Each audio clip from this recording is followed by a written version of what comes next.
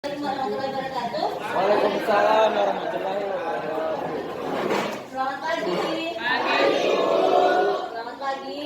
Pagi. Apa kabar kalian hari ini? Oke. Hari ini sebelum kita mulai pembelajaran kita berdoa dulu ya. Oke, berdoa sesuai dengan ajaran agama dan kepercayaan masing-masing. Silakan berdoa.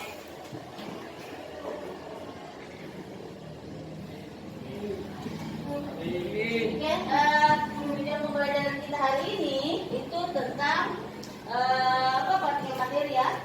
Ibu belum pernah ajarkan partikel materi ya.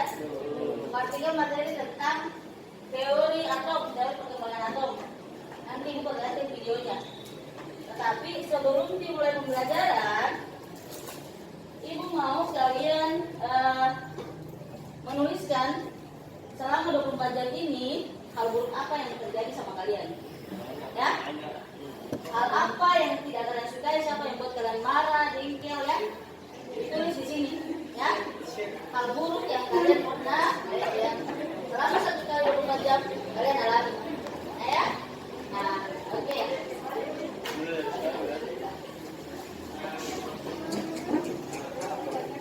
Sekarang udah dibacakan. Ibu hanya tahu perasaan kalian selama 1 kali. Satu orang. Ya? Oke?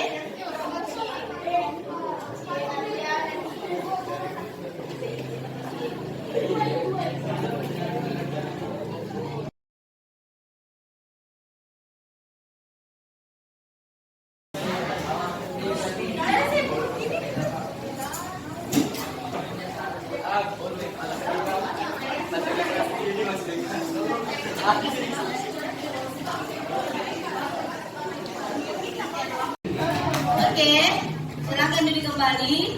Semua sudah menempelkan hal buruk yang terjadi selama kemarin dan pagi ini. Ya, ibu bacakan 3 ya. Ibu bacakan 3 ya. Panjang. Tadi pagi, tadi bangun dari buku masih mengantuk kak. Tidak mau pergi upacara jam 7. Tidak mau, tidak tahu tidak mau pergi terlambat lagi guys. Guys.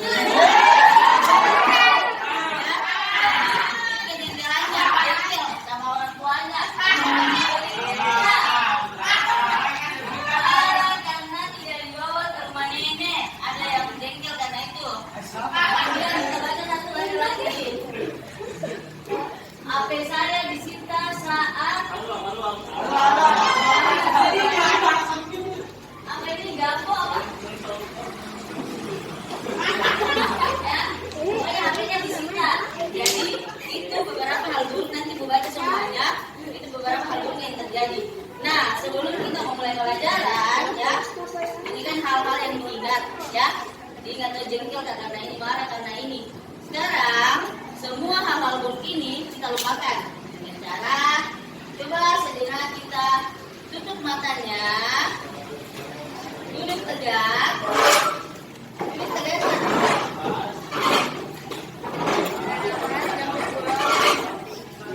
Nah, duduk tegak, posisinya tegak, letakkan tangannya di sini, semuanya tanpa terkecuali. Silakan pejamkan matanya. Pejamkan matanya. Buka maskernya ya. Oke, silakan hirup. Tahan, lepaskan.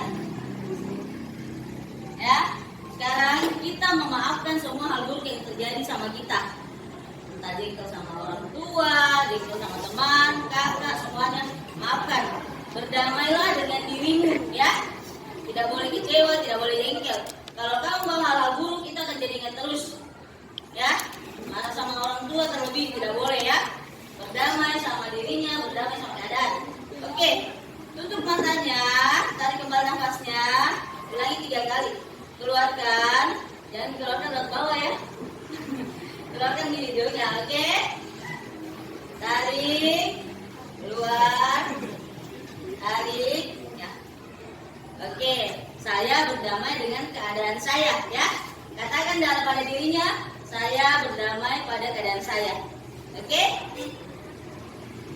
Oke, sudah, silahkan buka matanya. Oke. Hari ini kita bahagia, ya. Coba katakan, hari ini saya bahagia. Hari ini saya bahagia. Ya, nggak boleh ada lagi yang dendam-dendam, damai sama dirinya sendiri. Oke, kita mulai pembelajaran tentang teori atom.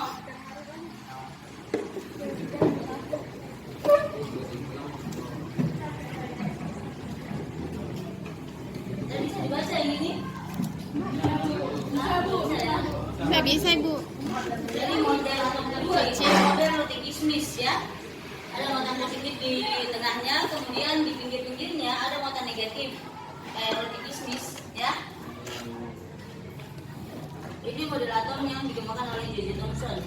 Kemudian model atom ketiga yaitu Ernest Rutherford. Yang tadi model atom pertama itu kosong ya. Muatan positif di massa atom pada pusat atom disebut nukleus ya. Dia ada atom di dalam, kemudian ada yang berputar.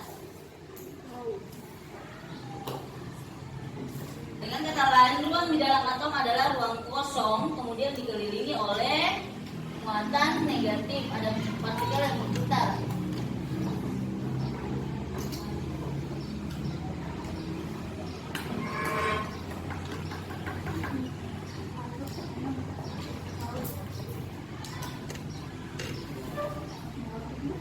Kemudian yang berikut ada Niels Bohr. Silakan diperhatikan ya.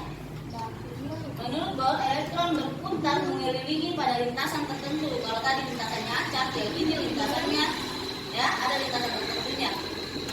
Sehingga elektron berputar selamanya. Kalau dia di lintasan itu, selamanya di lintasan itu. Kecuali energinya bertambah, dia akan pindah.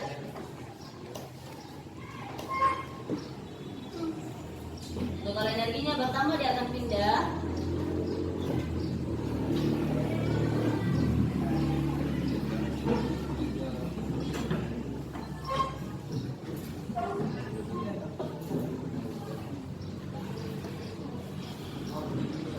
Kemudian yang terakhir ada Schrödinger. Elektron tidak berputar. Menurutnya elektron tidak berputar tetapi membentuk gelombang, sehingga tidak mungkin hanya kebolehjadiannya saja. Ya, tidak mungkin dia berpindah. Yang disebut sebagai orbital. Model atom ini disebut quantum model, dapat menjelaskan sebagai besar fenomena fisika molekular.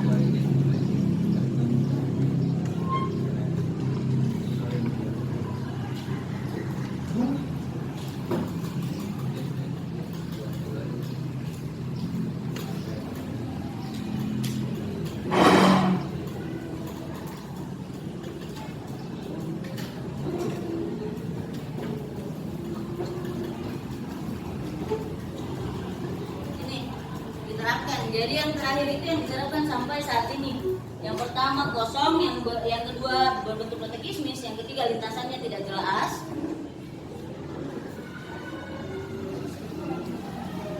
Ini yang keempat lintasannya jelas, yang kelima dia berbentuk gelombang energi. Ya, oke, bisa ya dipahami ya. Nah sekarang ibu mau kalian, kemarin kan kita sudah bagi ada 3 gaya belajar kalian, ya. Ada yang suka lihat video, ada yang suka dengar musik, dan ada yang suka menulis. Ya, yang suka lihat video silahkan buat gambar tentang ke-5 model atom yang ibu sudah jelaskan. Ya, buat gambar ke-5 model atomnya. Yang suka dengar musik, nanti satu orang perwakilan menjelaskan. Ya, menjelaskan ke-5 model atom tersebut. Yang suka menulis silahkan tuliskan di buku. Ya, oke? Ngerti Ki? Paham? Ya? Ibu sudah bagi kemarin. Pokoknya tulisnya ya. 3 gaya belajar itu. Siapa yang visual kemarin? Siapa yang visual? Yang visual kemarin banyak sekali. Ya, yang visual itu yang suka lihat video. Ya, nah itu dia menggambar 5 model atomnya. Yang kinestetik menulis, ya, menulis 5 model atomnya. Yang audio visual nanti menceritakan kembali, ya, menceritakan kembali tentang 5 model atom itu. Yang pertama model atom ini, yang kedua model atom ini. Oke? Bisa dipahami ya? Bisa ya? Halo? Halo? Halo? Tepuk 1. Tepuk 1. 2. Angin. 1. 2. Angin. Oke, ya. Konsentrasi. Oke, bisa ya? Bisa ya? Oke. Nanti ya di jam ini ya baru Ibu ambil apa? Ininya untuk yang 3 itu ya. Oke? Karena waktunya sudah ini. Yang 33 gaya belajar itu tadi. Ya? Yang 3 gaya belajarnya.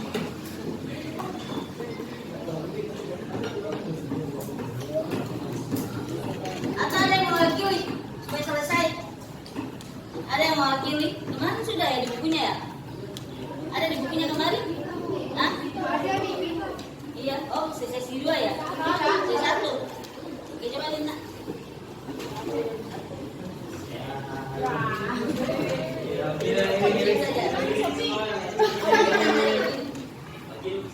Oke, ya, ya.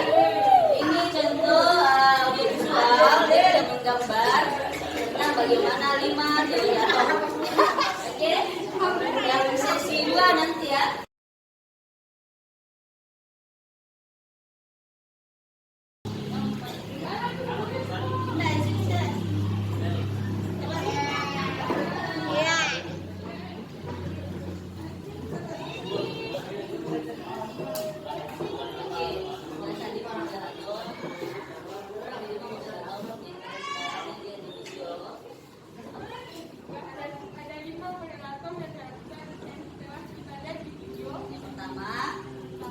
Model atom yang berbentuk bulat kosong ya. Nah, kemudian yang kedua model atom roti kismis. Yang ketiga apa yang ketiga?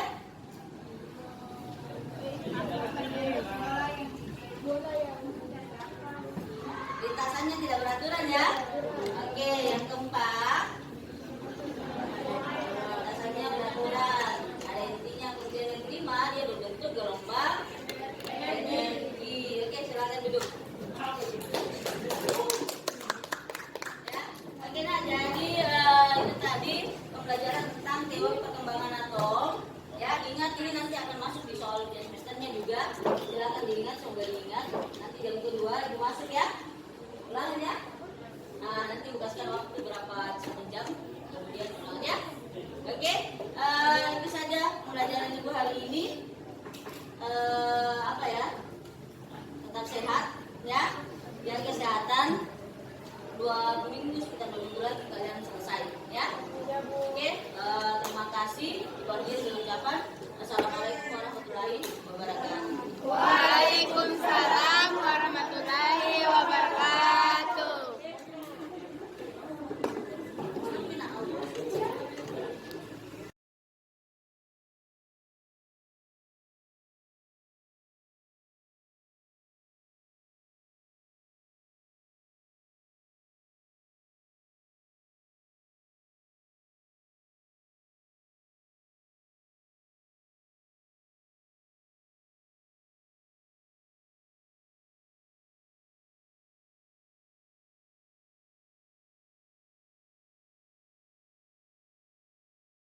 Assalamualaikum warahmatullahi wabarakatuh. Salam guru penggerak, salam dan bahagia. Perkenalkan, nama saya Rahmadani Anwar, calon guru penggerak Angkatan 4 Kabupaten Polewali Mandar. Pada proses pembelajaran yang telah saya lakukan sebelumnya, yaitu saya melakukan kegiatan pembelajaran dengan menggunakan model dan metode pembelajaran yang menuntut saya bagaimana memenuhi tujuan pembelajaran yang saya akan capai pada proses pembelajaran tersebut.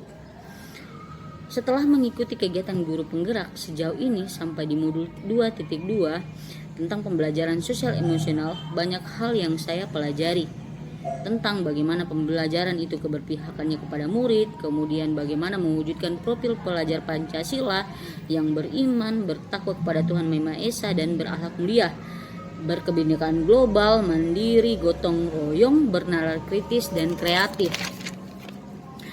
Pada proses pembelajaran berdiferensiasi, bagaimana kita memetakan kebutuhan siswa. Proses belajarnya berdasarkan 1. Kesiapan belajar, yang kedua minat belajar, dan yang ketiga adalah profil pelajar murid. Sebelumnya saya telah memetakan kebutuhan belajar murid berdasarkan profil pelajar murid, yaitu berdasarkan gaya belajar. Di kelas saya terdapat 3 gaya belajar anak, yang dimana lebih dominan ke visual, kemudian audiovisual, dan paling minimal adalah kinestetik. Pemetaan ini membuat siswa lebih senang dalam proses pembelajaran. Mereka lebih tahu bagaimana menyampaikan atau menjelaskan pembelajaran yang diminta dengan cara atau gaya belajarnya mereka. Kemudian pada proses pembelajaran sosial emosional, di mana kita menerapkan berbagai metode dan model untuk mencapai kompetensi sosial emosional pada murid. Nah, ada 5 kompetensi yang diharapkan bisa tercapai pada pembelajaran sosial emosional tersebut. Yang pertama adalah kesadaran diri, yang kedua pengelolaan diri, yang ketiga kesadaran sosial, yang keempat pengambilan keputusan yang bertanggung jawab, yang kelima adalah keterampilan berelasi. Dengan mengetahui kompetensi sosial apa yang akan dicapai pada pembelajaran ini, maka kita bisa menentukan bentuk pembelajaran sosial emosional yang dapat kita terapkan pada proses pembelajaran kita. Apakah kita menerapkannya secara rutin, kemudian terintegrasi dengan mata pelajaran, atau sebagai protokol? Nah, ke semua proses itu, kesiapan kita dengan menyiapkan pembelajaran tersebut akan membuat kita menuntut anak untuk peduli, dan pencapaian profil pelajaran Pancasilanya dapat tercapai. Kegiatan-kegiatan pembelajaran yang berdampak pada murid atau berpihak pada murid ini membuat anak akan berada pada posisi well-being atau kesejahteraan hidup, sehingga anak memiliki potensi prestasi belajar yang maksimal, kesehatan fisik dan mental yang lebih baik, tidak mudah stres, memiliki perilaku sosial yang baik, dan bertanggung jawab. Nah, posisi well-being ini atau kesejahteraan hidup pada anak ini yang akan dicapai. Maka refleksi saya pada proses pembelajaran bahwa ke depan saya akan menerapkan proses pembelajaran berdiferensiasi. Mungkin bisa saja dengan menggunakan metode lain, yaitu misalkan kesiapan belajar anak atau minat anak, sehingga anak merdeka dalam proses pembelajarannya. Kemudian bagaimana menerapkan proses pembelajaran yang bermakna. Jangan lupa saya akan menyisipkan tentang bagaimana pembelajaran sosial emosional dapat diterapkan pada pembelajaran tersebut, agar anak melatih anak dalam kestabilan sosial emosionalnya mereka. Keberpihakan pada murid adalah salah satu inti dari proses pembelajaran yang kita pelajari. Materi-materi berikut dalam kegiatan pendidikan guru penggerak ini akan saya terapkan di kelas saya atau di sekolah saya sebagai bagaimana menciptakan kondisi kelas aman, nyaman, menyenangkan, bermakna, membuat anak dan guru bahagia daripada proses pembelajaran tersebut. Semoga apa yang kita lakukan dapat berdampak pada murid, dapat menjadi menggerakkan guru-guru lain ke depannya. Kemudian saya akan berkomitmen untuk menjadi bagian dari guru penggerak tersebut, menggerakkan guru-guru yang lainnya. Oke, sekian testimoni dari saya. Semoga apa yang kita pelajari sampai pada modul 2.2 ini dapat bermanfaat bagi kita semua. Sekian dan terima kasih dari saya, Rahmadani Anwar, guru SMP Negeri 3 Polewali, calon guru penggerak angkatan 4 Kabupaten Polewali Mandar. Salam dan bahagia.